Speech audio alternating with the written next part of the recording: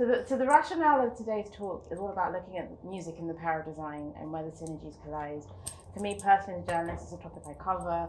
I'm also the daughter of a musician, and I'm obsessed with thinking about how creatives create their own communities and what they use to do that. So that's the rationale for this talk. So you're in the RÆBURN Lab. Mr. Raeburn is in proximity.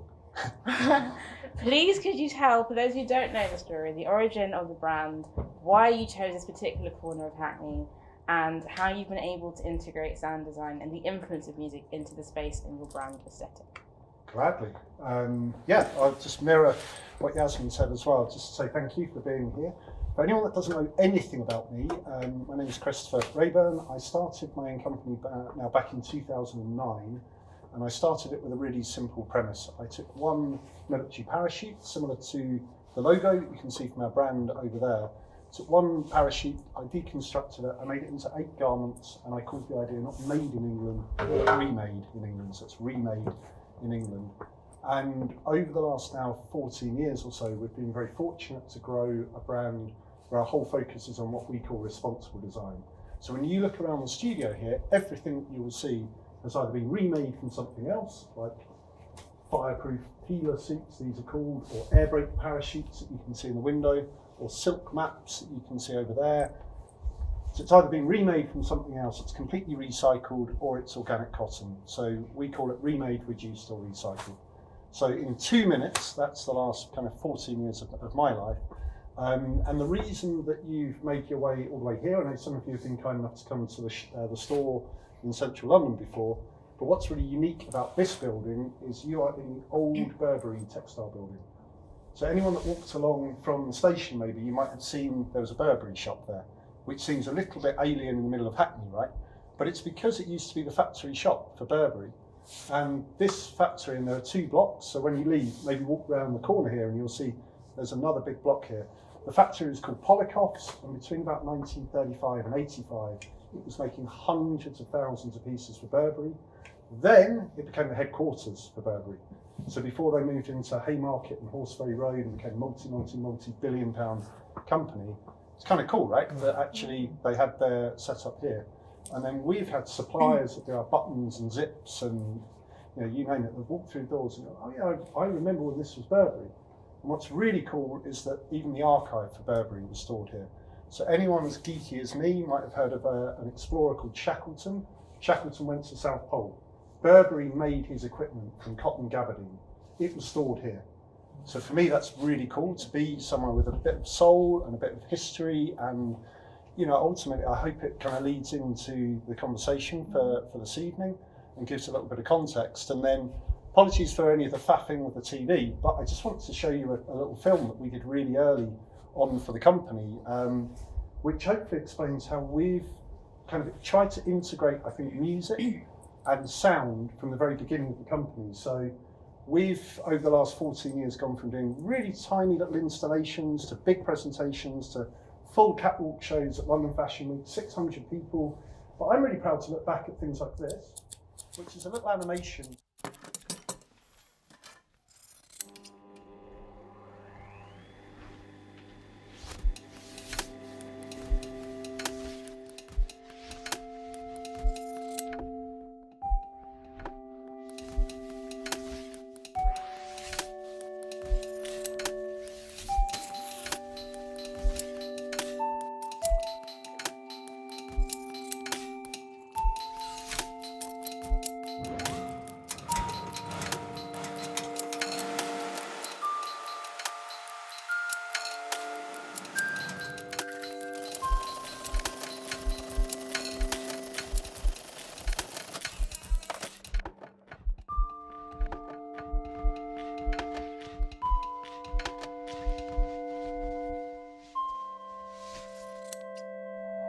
I still think it has something to it. And actually we're in the year of the rabbit again, so it's nice to kind of gone full circle. And just a real big shout out, because we early on collaborated with some amazing people who are up there today. So Regis Tarsetti and Simon Palmieri, they've been art directors and graphic designers of the company from the beginning. And really importantly, we've worked with a sound engineer from the very beginning of the company, a guy called Dominic Harwood, who goes under the pseudonym of Toot. And yeah, we are a lot basically, because our whole world has been about how you can bring sound, culture, design, everything together. Thank you. So that hopefully kicks things off. It does, beautifully. Cheers. And Joseph, your turn now. So most people in the audience, or many people in the audience, may be familiar with your work across, you know, the GLA and urban design. But for those who are unfamiliar with your other life, could you explain a little bit about your journey into design, but also what prompted you to set up and establish Sound Advice in the first place? Yeah. Don't know if anyone knows me at all, actually. He's so modest. I think, so I trained as an architect originally, and I trained at Brighton. I trained at 2 art schools. I studied at Brighton and then the CAS. What was interesting about Brighton is the flat I lived in, every single person did a different creative discipline. And then actually one of them has gone on to also become like a very successful fashion designer. So like was next door to Bethany Williams, and I was next to all these people like in the flat. So I was quite quickly interested in like what architecture can learn from other disciplines. So you'll be in the flat and then suddenly you've got like Bearful, my friend Izzy, or my friend Cav, like talking about their perspective of what I was doing.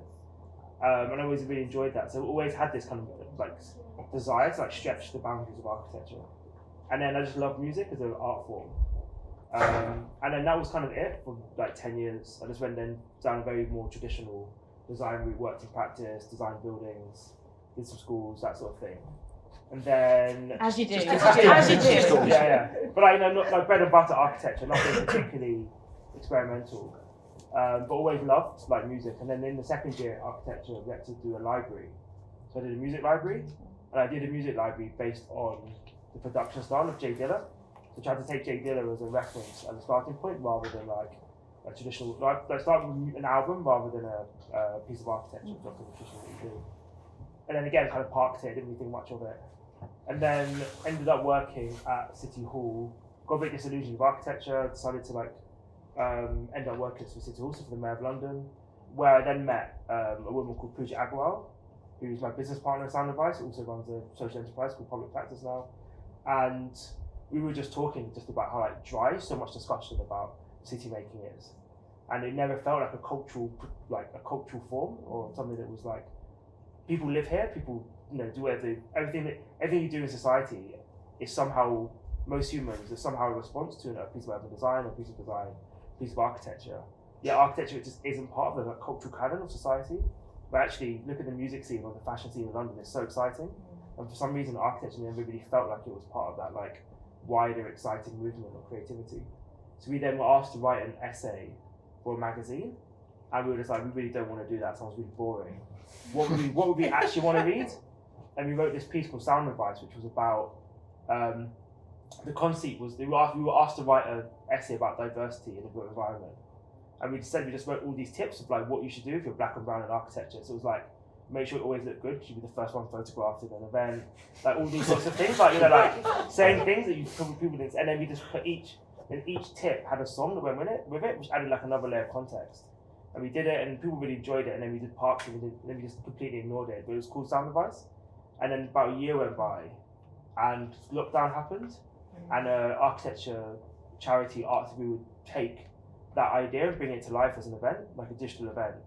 And we did that, and we didn't expect anyone to like show up, and then like 300 people like turned up online to watch it. And we're like, this is a bit weird. Maybe there's some legs in this. and then so that was like March, April, and then George Floyd was murdered. And I remember texting Pooja, and we were just like sending these text messages. And we were just like writing, and we then George Floyd. Then there was Blackout Tuesday, and all these people were posting like a square. And I thought, this is not the time to say nothing. This is the time for actually like exploring ideas. So the book, now came out of that WhatsApp message. If you get the book, the opening forward is just the actual WhatsApp that me and Pooja sent to each other. And it starts with like, oh my God, have you seen? And it's like dotted out, you don't want to like embarrass people, this person, blah, blah, blah, with their black square, that they don't have any black friends or any black employees. They've got like, what are they doing on this? Blah, blah. And in the end, it's like, maybe we should do a book. And then we just sent like 60 emails out to people we know saying, we think this is a good time to write something. Do you want to write something? And we sent, I think, about 100 emails back out and got like 60 essays back within like 3 months from people who just wanted to like write stuff about their perspective of being like a person of colour in the design industry.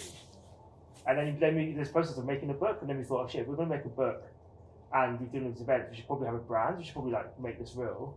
And then we got Joel who designed the book. We were like, oh Joel, if you can design a book, you should probably get us a brand. And then it became like a thing. But there was no like grand plan, it just happened really organically.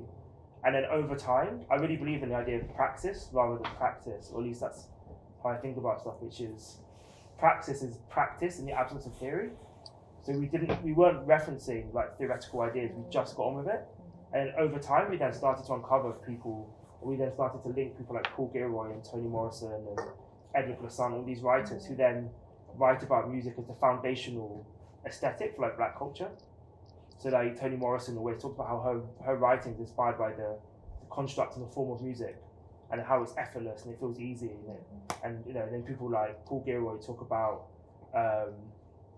the idea of music, like montage culture, which is essentially hip hop, is essentially like the identity of the Black Atlantic. And suddenly, by doing all these events and these projects, we then started to build this world around us where all these people like W. Du Bois or musicians like Drexciya all started connecting, and suddenly we go, actually, this is actually as relevant to architecture as someone who's designed a building.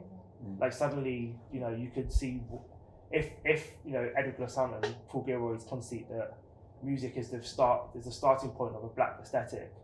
If you're a black architect, that seems like a way more useful place to start as in music than in, I don't know, the work of Le Corbusier or someone like that. So for us, it was interesting. Like, if we were going to do like a proper, and it's not a word I use very often, but like a decolonized or pluralistic form of design, it seems like the most obvious place to start with music. And that's where we got to like 3 years later, and I'm post-rationalizing it in a really neat way. But it took us a long time to like get to that point. But now we're there, and I think there is something quite interesting about the people that we're like for some reason, like it's easier to there's probably more that connects the work that me and Chris do than the work of like someone like, I don't know, another architect, even though me and Pooja are both trained architects. So there's probably more synergy, and that's what we found basically throughout the project, is that we had the people that got in touch with us who said their work resonated, very few architects. We had people like, I don't know, like George the Poet and like Ashley B and people like that who actually were like, this book has been really powerful. Basically completely ignored by architects. But maybe that's a good thing, because otherwise we wouldn't be doing the things that we're doing. You're out of the echo chamber. Out of the echo chamber, I guess. Yeah. Or just, it's like, architecture to me is culture, and why should it be discussed with art and music and fashion and all the other cultural production that we make? Love that. Well, I'm going to pick up the thread, and excuse the pun, of what you just said about starting with the music. Chris came in one morning and was talking about a song. I'd never heard the song, but I thought for the benefit of the audience who may or may not have been to the RA last year for the summer exhibition, could you explain what After the Gold Rush is all about and why you chose, how it came about, basically? Yeah, sure. I guess much in the way sort of Joseph was talking about, maybe all of a sudden appealing to people outside of your immediate sort of, I guess, alignments. One of the things that we've been trying to do, sort of actively do within RÆBURN, I mentioned earlier about the sort of growth going through to these big catwalk shows, but actually at 10 years for the brand, I then said, do you know what, we're going to stop doing catwalk shows and we're going to consider other avenues, and we're going to start partnering with more unexpected people outside of fashion. And so in the height of lockdown, we started to work with companies like Aesop that do the hand care. And we started to work with furniture makers like Layer Design. And you guys at the front are sitting on a couple of the chairs, the most comfortable chairs, hopefully here. And then just being really straightforward, an email came through that I honestly thought was fraudulent, or send your bank details. And it was sort of headed up Royal Academy Summer Exhibition sort of applications, and the Royal Academy were doing, I don't know how much anyone knows, I knew nothing, but just to explain in a sort of short sentence, every year the Royal Academy actually opens up their galleries to artists and non-artists, and shows I think it's about 1,500 sort of different artworks. Some are really famous people, and then some are literally people like me that have never done a sort of piece of art before. But the subject was around climate. They'd chosen this theme of climate. And first I freaked out about the email. Then I really worried about it for about 2 or 3 months. Then I only had about a week and a half to come with a concept. Then the whole thing was kind of rushed and everything else. But to be honest, when I first read the email and I thought about climate, I first, sort of my reaction was a Neil Young song that some of you will have heard of, called After the Gold Rush, and some of you won't have heard of it, and that's fine. But Neil Young is an artist that's kind of floated in and out of my life at various points, and has resonated.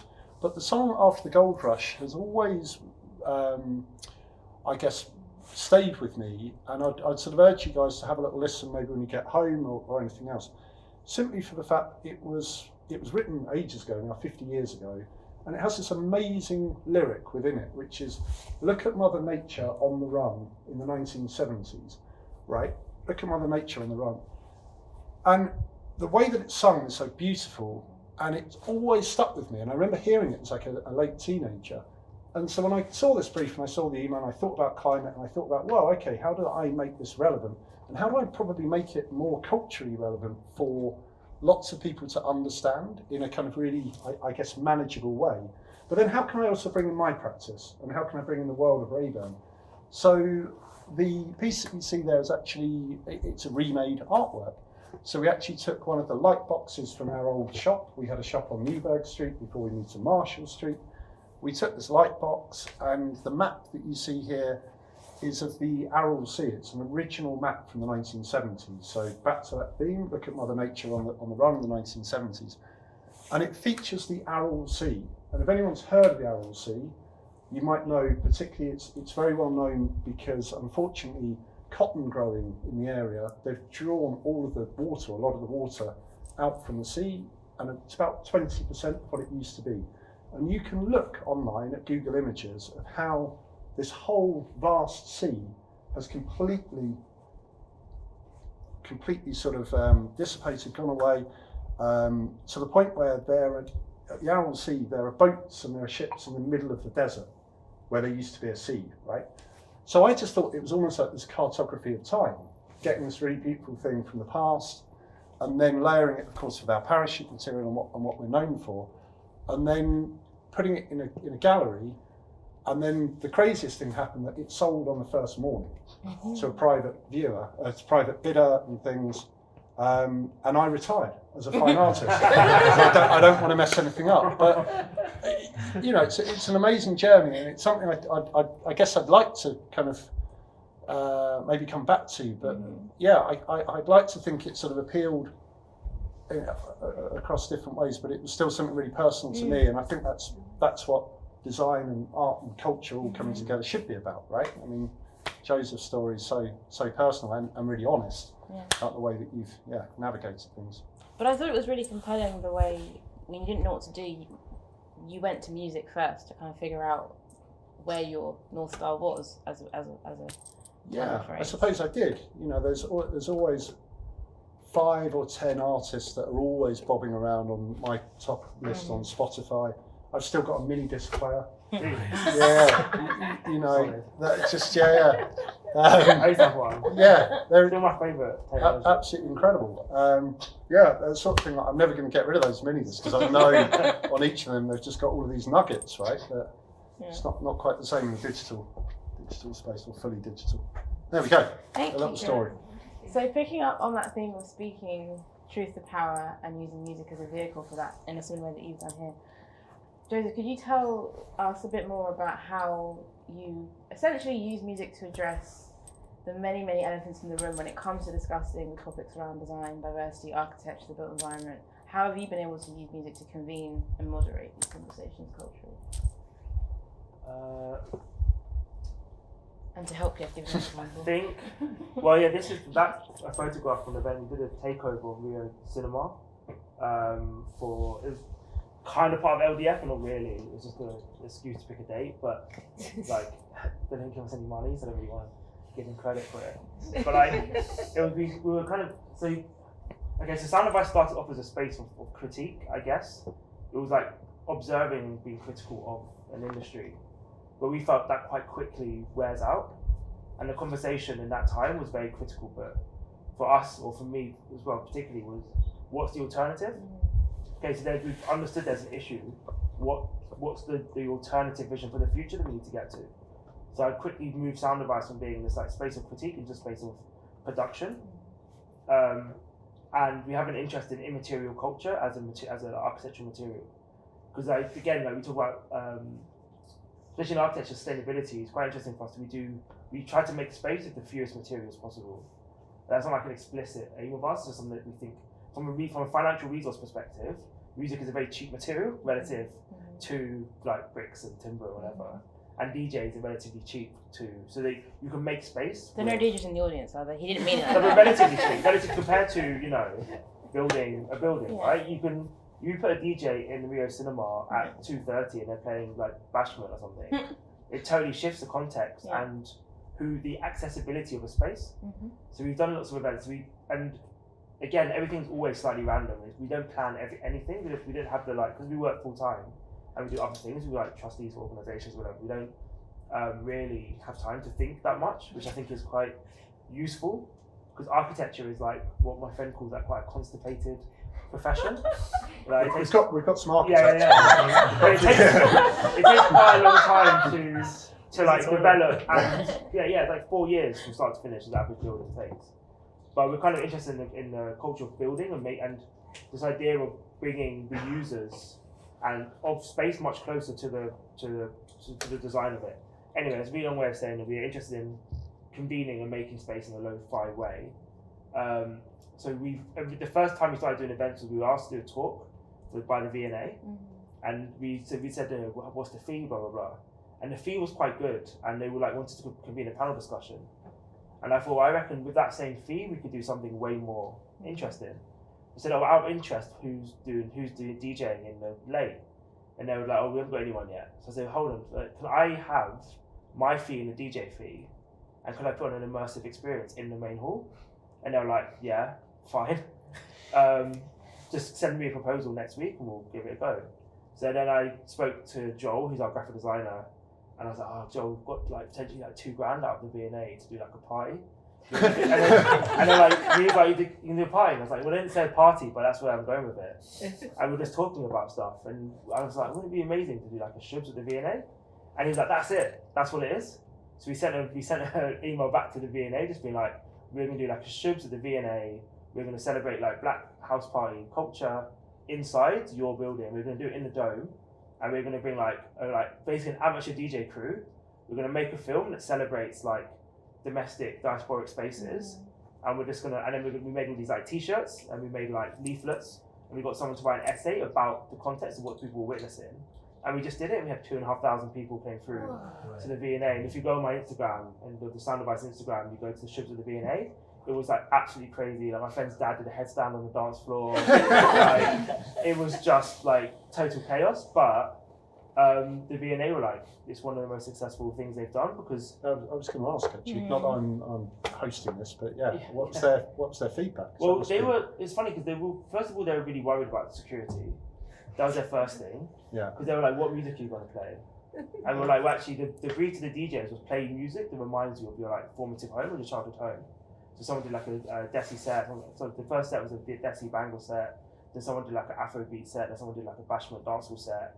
And then someone did a 2-step garage set, and then the last guy was like, I'm just playing straight drill for an hour. Like, so my childhood home, but whatever. I'm in the V&A. When I'm ever going to get to DJ in the V&A again, I'm going to play what was true to him. And it just went completely wild. But actually, with the security guards, were like, this is for them, because most of the people who service the V&A are black and brown, low-paid Londoners. So for them, it was one of the first times that someone presented their culture and uplifted it in that space. Brilliant. And everyone was like enjoying themselves. We had like old people, we had like people like 5 or 6 year olds on the dance floor, we had people in their 70s on the dance floor. Like we got like 100 t-shirts printed, it was a budget, and we were just throwing them at people. And it had in the back like big like Shubs in the V&A. And people were asking people like, who is Shubs? When's he coming on? And then there's a conversation. Well, actually, the Shubs it comes actually from like Irish, South African, and West Indian culture. It's Shabeens, and it has the South African culture and blah blah. So yeah, we did that, and then that's when I was like, there's a power in, if you think like you do perceive something in an interesting way, of doing these temporary spaces, as long as there's a longer discussion about what that means for institutions and reforming institutions in the long term. So yeah, we just always try to we tried now to like shift the dialogue through projects rather than critique, because I think that's more sustainable. I think it's very easy to forget a conversation or a point of view that you don't agree with, but being uplifted or being transformed into another space, to me, is much more of a long-term impact. And the critique is still there, it's just much more like, or like productive maybe. Yeah. You know, it's like I'm still thinking from a critical point of view, but I'm trying to present the alternative space. And I guess then when we got the Biennale, the British Pavilion, it's very similar to what you were saying. Like, what do you put into a space like this that then speaks to your ethics and your practice, has an element of critique, is making a point, is doing it in a really beautiful, like interesting way. So I was really interested in the decisions that you made. I was like thinking about the stuff I can't talk about with Venice. I was like, oh yeah, like we also picked up geography as like a really important thing in history, but still not making it nostalgic, and all these like balances of like putting objects into galleries, understanding it's an exclusive space. What stories does the object hold, which then people can uncover over time? It's like quite an interesting series of like conversations, I guess. Just picking up on the language that you're using, you're actually speaking the same language of regenerative design in the principles of, as you say, critique that's productive and to make it better. It reminds me a lot of what you talk about, Chris, when you think about, you call it common sense, but on the wall of the lab, we have your quote, new systems, new ways of thinking, and it's this idea of if you can improve something, why wouldn't you? And I find it interesting. Sort of new systems, essentially what we're trying to design within RÆBURN isn't just about clothing, it's about new systems and new ways of working. And it's not easy, because actually there's no real like guidebook. And I think to your point, you're sort of trying to find the right balance, right, of what you know and then what you maybe want to push, and then on the one hand not offending people, but also you need to provoke things. It's a difficult thing to balance all of this. Yeah, I think system design is essentially what we're interested in. It's like the system to produce space, the system to produce culture, economically, socially.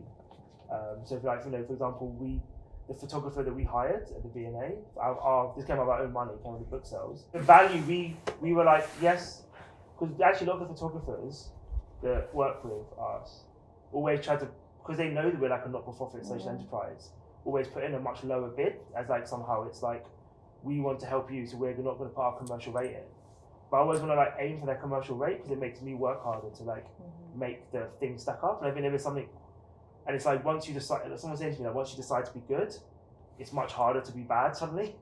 So once you set a series of principles of you are going to try and do things in an ethical way, honest way, transparent way, then it's very hard to backtrack on that later. And I feel like when you were setting up your brand, you had this like, the first move to make an object or make a clothing line from recycled kind of locks you into a form of practice, because you can't really go back on that. It's remarkable. I mean, in our world, as I mentioned, we made 8 garments from parachutes, and because we got a lot of press and we sort of second collection things grew from there, but we started to win a few awards and things. But I would say, absolutely to your point, it just cements everything in people's minds within the first year or two, you know, buyers and press, to the point where we've made stuff from loads of different things, everything from life rafts to Eurostar seat covers to hot air balloons. But people still look at it and go, oh, that's parachute, right? It's incredible. It's just ingrained. So people always remember, when I'm talking to young designers coming through, I really say to them, you know, just try to begin with. You don't need to do everything. Just do one thing well. We just did jackets and coats for 5 years, you know, because that's what I wanted to be known for, really good outerwear. And I think I wouldn't necessarily, so I guess back to the earlier point of why we've moved into doing furniture and other product categories, I suppose definitely to begin with, you set your roadmap. People do remember you for it, but then I guess you need to sort of evolve for your own sanity as well. Exactly. Yeah, no, it's true, because actually with Sound Advice, the aesthetic is quite brash. It's known for being like quite critical. And then now we're deliberately, as we've gone on for a bit longer, become much more like soft in a way, or much more actually full circle, it's become like a listening practice much more than a speaking practice. And like, you know, when myself and Jaden and Sweet and Manisha, we were selected to do Venice, actually the first thought isn't what am I going to say, it's who's really interesting that needs to be heard that isn't us.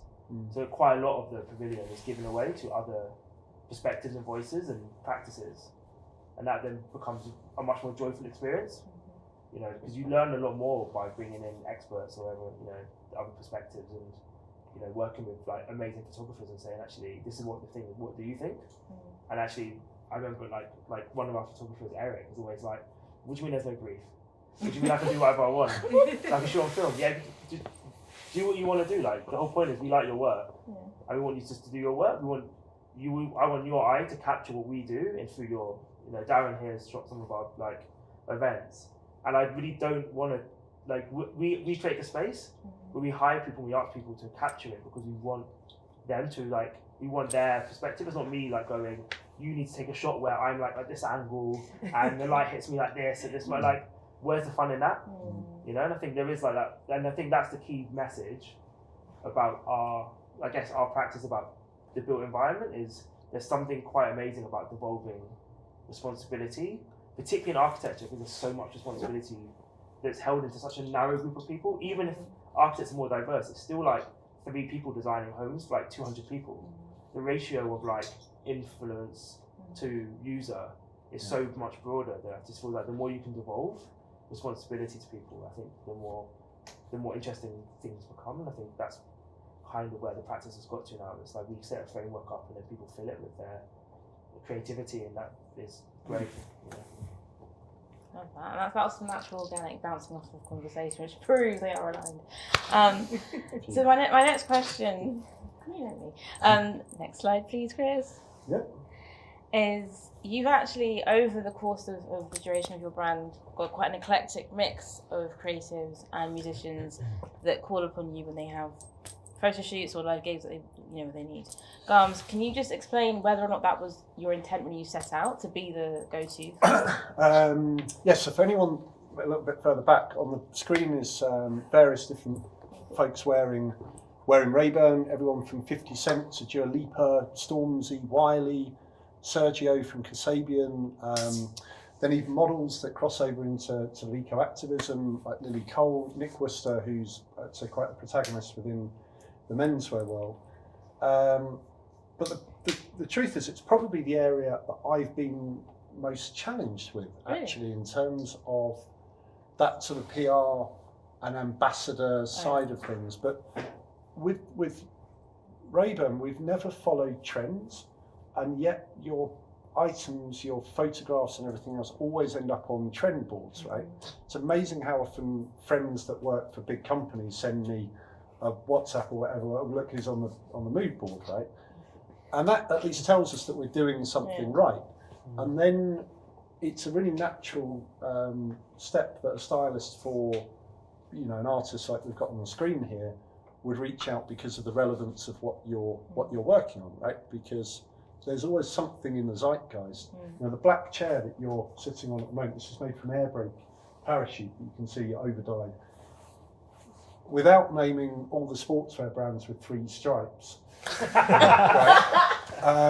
You know, again, it was an example where it ended up on loads of their mood boards, but then also on Japanese sort of mood boards and things. So when something, I guess, resonates at mass, and back to after the gold rush and purposely choosing something that meant something to me, but I thought would make sense for other people, it tends to then gravitate and ripple and go out from there, but it's not an exact science. And because I've been running the company now for 14 years, it's been an amazing journey to go through, because early on, everything was about printed media, right? Everything. You know, the thing that made us kind of famous was a piece in US Vogue of Blake Lively wearing one of our jackets. And I have to explain to young designers coming through, do you know what? Magazines used to really matter way before TikTok and Instagram. I mean, this sounds nuts. I show them a magazine, there's an article, there's a beautiful photo of the jacket, and importantly, here are all the stockists at the bottom. So people used to buy a physical magazine, read it, go through the whole magazine, see the pieces they like. Oh, where do I go? And then they take the magazine to the shop and say, I want to buy that magazine, right? Now, of course, everything can go viral and be shared so much easier and everything else. But early on, we did some things absolutely on purpose, where we did Tiny Temper's first tour. Oh, did you? you? As an example, we did these incredible all-in-one jumpsuits for Tiny, and it was because he'd seen a few things at our catwalk shows and our presentations. Then he used to come to the catwalk show, and it spirals from there. But what I can say, and is true, when 50 Cent wore a parachute hoodie and joggers on stage, we sold out of everything that even looked a bit like it. Not just the parachute pieces, the black hoodie, like the jersey hoodie. So it works, like this cross connection. But also the reality is that we're a small independent brand, right? Big brands, they're paying those artists to wear that product, and they're designing sometimes everything for them. Maybe for a whole tour, it's all actually a partnership to begin with. So we've found, as we've evolved and as we've grown, it can actually be more difficult sometimes to be completely aligned in that world. But I'm really proud, and I guess when you see some of the faces and the names up there, hopefully it speaks again to the breadth that RÆBURN appeals to, but it's definitely not an exact science at all. And also it's a funny thing when, back to the Neil Young reference, all of a sudden, you have artists wearing your stuff where you listen to their music where you're like, that's cool, but it's definitely not me. And all of a sudden, that's one thing kind of growing up with a company, when you get to meet your customers and you get to interact, where sometimes actually it really surprises you in a good way. Like, wow, okay, but they've seen something in you that's so nice and it's rewarding, and I guess it gives you confidence, right? It's interesting because fashion is a material thing, right? So the value is actually in the material artifact. I've got a good Tiny Temper story actually. We went to Venice just for alignment. Like we were in Venice, and then the director of arts of the British Council, who's ultimately our client for the Biennale, is like, calls in, just like, do you guys want to meet Tiny? And we're like, and then 2 seconds later, Tiny just walks through the store. It's like gleaming, like the most like gleaming guy, like big smile, like what's going on? Like everyone's like, oh, it's Tiny Temper. Like you don't usually see like Tiny Temper walking through like the Venice Biennale. You know what I mean? It's like, why is he here? And then he's like gone like magic. He's just like disappears. And then we go to like a party later in the evening, and then like Chance the Rapper's there. I'm like, what is going on in Venice that we don't know about? So, this is weird randomness of like life, right? And then suddenly you see them, and then I've got quite a I think proactive mother whose fable is probably the guiding force of sound advice, which is, I remember I was talking to her about, I want to do this company, I want to do this, I want to do this, but it's easier said than done. And she looked at me and she went, no, it's easier done than said. Wicked. And I was just like, amazing. alright, fine. That's like a tattoo, isn't it? And then did you tattoo your mum? no, not my mum, the phrase. I'm joking. Yeah. I was saying earlier, I'm almost trying to burn any tattoo I got off the iron if I ever got one, but she didn't do it when I did. But but it is that thing, like it is totally random. Like serendipity is like the thing that no one talks about in design, because often it's like, oh yeah, I did this because I'm a genius and this is how it happened. But like all of design, all of the things that happened in our career, like totally random. Yeah. There's a skill to making the most of it. There's a skill to not dropping the ball of opportunity. But there's a totally different life that I could have where I would not be sitting here. Like so many like different, because actually me and Jaden were shortlisted to do Venice the year before and didn't get it, and I literally Jaden's always like praise back Jesus, because like that was the COVID one. Like could you imagine like things could be so different, opportunities would change, and like the people with the organisation shifting, and you just randomly, things in life are random. It's the ability to capture it, which is again one of the reasons why we do events now physically rather than digitally at sound devices. When we do an event, we know that we'll have there might be the editor of Hypebeast there. There might also be like a 17-year-old who wants to get into journalism.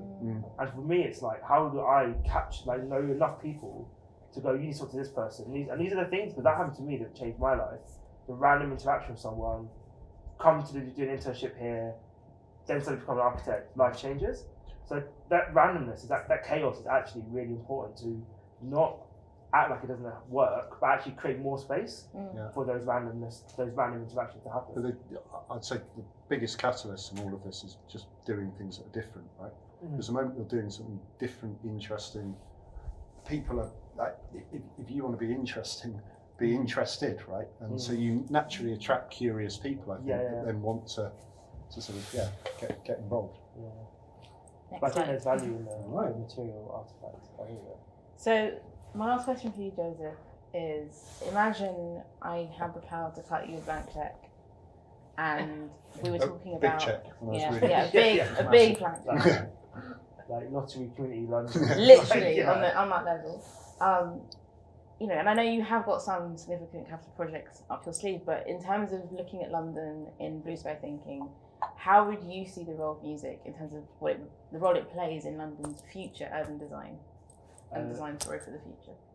Got a couple of answers. First one I'm gonna do is like, this is a good photo because that's Pooja, who's my business partner, and that's Joel, who's our graphic designer. Cool, I didn't know that. And then that's Taz, who does our merch, like with the Sound Advice t-shirt. And then this is actually a piece of art by Charlotte Berman, and this was actually on the Tate Modern. She did that like the winter, when she covered the Tate Modern in neons, and she let us.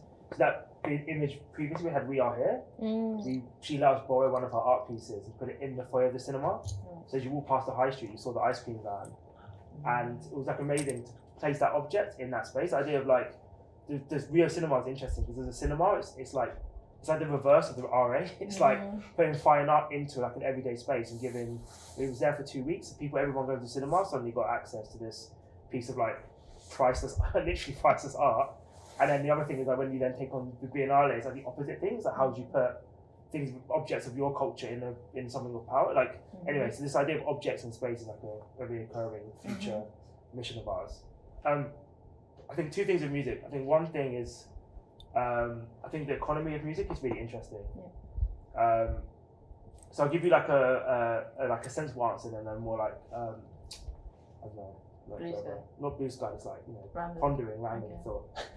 So music is interesting because it's one of the most economically successful parts of our economy.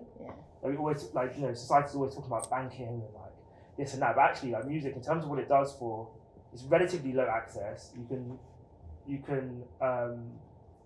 kind of know the equipment that's required to do it. I did a really amazing project when I was at City Hall with this charity called UD Music, and they're basically like talent spotters for artists. And they say you're an MC, they'll teach you how they'll support you in that, but they'll also teach you how to be a sound engineer.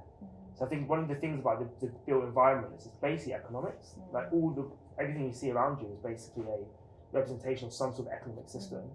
I think music is the system for. Particularly for my background, for Black Londoners, it will give them the tools, or will give people the ability to create the alternative systems to allow people to, take on spaces or create the economy that's required to make things more equal. Like I truly believe that music is that vessel. I haven't seen a better thing to do.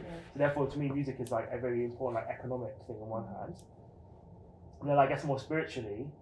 The thing that's really interesting about music is its ability it's highly contextual, like architecture. It's like music that comes out of places, sounds like places. Yes. Like the music that comes out of Miami would not make sense in Barking, Dagenham. No. Like it just wouldn't. It's like the geography, the climate, the language, all these things are such fundamental. And the same way that the built environment should be contextual, and that contextuality doesn't have to be like aesthetic, it can be cultural. I think music is really amazing as like a contextual material, but it's also like really collaborative, right? Like there's lots of people involved in the formation of a song. This one, and yes, there might be one person at the end who gets credit for it, but if you want to have a band or live, it's actually quite a collaborative thing. So I think that you could use it as an analogy, or you can use it as like an economic system. And one of the things I'm really interested in is like music as like the both sides of it. And actually the charity and the UD Music were amazing because they spotted people like Lil Sims, Wretch 32, Kano, like so many artists, like established artists, went through their like talent pipeline, incubation and their like programs. They also discovered the Boateng twins, who then set up 0207 Def Jam, and before that were Atlantic and Science Stormzy and this sort of stuff. So they've kind of got like both sides of the like of the industry, and like Anne Marie, who's the current chair. So Lord Victor Adebowale, if you know him, he's the current chair, and he stepped down, and he's like the people's peer, they call him, like in the Lords. He's like chairman of co-op. So you've got all these interesting figures who all think of music as like the conduit, and then Anne Marie, who's the current chair, the new chair, is the woman who stands in for Rachel Riley on Countdown. Is a maths genius, and she like left her like degree at like 17 or something, or PhD at 17.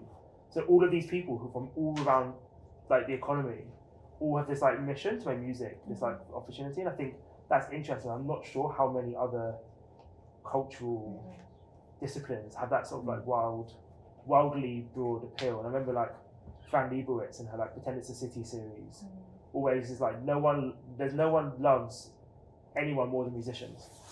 Like somehow like musicians have like this position in society that almost no one else, and maybe like some footballers do, but like there's never really been anyone who's like had that like this is such a weird story. We have a very, very eccentric project manager at the British Council, and we were having dinner and he was like, Michael Jackson's my hero, and we're like, this is unlikely from this person that Michael Jackson's his hero. We're like, why? And he's like, there's no one ever united more of the world than that guy. And we were like, you know, that's like a good thing. That's something you said in like 1995 or something. But anyway, and there is something in that. And I don't know what it is. But that's like our big research for like the next 5 years is what is it about this art form that seems to unlock so many things in people that love art form can do. Yeah, that's awesome. So And what are you spending the giant check on? You said there was talent houses. Like there's one in Newham. Yeah. Ideally, I'd have one of them in every single borough. Amazing. Like, yeah. And we at the moment it's like, if you think like workspace is like £400 a month for a desk, it's like £170 a year for membership to access these studios for like young artists. And then we're actually looking at an idea where we get established artists to pay the memberships for like all these. Brilliant. But it's like imagine one of those in every. They've got one temporary space and they've been responsible for like all these artists, not responsible but helped all these artists. And what those artists have done, who they employ their crew, they've got their videographers and lots of musicians. Like if you look at like Odd Future, like the amount of like economic growth in that group that they created. If you had like one of these in every single borough or in every neighbourhood, who knows what you would. And I know George the Poet is actually doing a PhD on this. It might be worth getting him in from Connect to get him Write the check. Yeah, I'll ask my dad. They're not even that expensive, but I can tell you how much it costs, you know. You know, the talent house, the music at the talent house is about £1.5 million. It's actually not that much money. Times it by 32. Small change. It's like 50 million. Like, that isn't an obscene amount of money. No, it's not. When you think about the Regen projects that they're spending on Chelsea Football Club. Yeah, it's like one Joao Felix, isn't it? You know. Yeah. Amazing. So that brings me on to my last question, Chris, and actually you kind of sums it up perfectly with that ratio of culture, creativity, but also commerce. The Lab E20 is coming up to its second anniversary. It's your second placemaking endeavour, and I say second because this was the first. I'm curious to know if there is anything you can share in terms of your key takeaways or biggest takeaways of what you learned applying your aesthetic, the RÆBURN aesthetic, in creating cultural spaces for London. Wow. Well, first, for anyone, I'll try to keep this short, but for anyone that knows nothing about the Lab at E20, it's a 3,000 square foot space over in Stratford, and it was a space that we were asked to basically sort of create, but for co-creation. And what I mean by that, we're not residents there, we were asked to design a space that others could use. And I modelled it on what you see here, because the whole space is completely transformable. You'll see the rail systems and most things are on wheels. And what we try to do here is bring together craft, creativity and community. So things like this evening and workshops and tours and everything else. And we tried to see how that could work in East Village. And the reason that was very important to me is that my first studio was in Hackney Wick, and I saw the area transform from the bulldozers rolling on the Olympic site to then them trebling our rent when I had to move. And then I wanted to go back in and do something that would be meaningful and would bring, again, elements of sort of craft, creativity and community that I touch on in one place. So we designed the space you can see here, and it's been amazing, you know, coming up for 2 years now. The truth is I didn't know how it would work. We've weathered, I think, 1 or 2 lockdowns in that time. But we've had amazing companies that do loaning of clothes. We've had architectural firms. We've had everyone from a lot of different backgrounds come through and use the space. And I guess the learnings have been that actually to Joseph's point, really, if you give someone a platform, all of these people want to make the most of it, and it's just about that opportunity to begin with. And we're really honoured to have been able to give that first step, hopefully, for a lot of people that then can do their first catwalk show, or can show their first film, or can do all of this stuff. And to your point, Joseph, I think you don't need loads of spaces like this for people to be able to experiment at relatively low risk and kind of go from there. So I suppose I've learned that things can work if you just get on with it and you take a bit of risk, and you listen to the tattoo, right? Yeah. Glad to get it. Yeah. Thank you, and thank you Pleasure. both.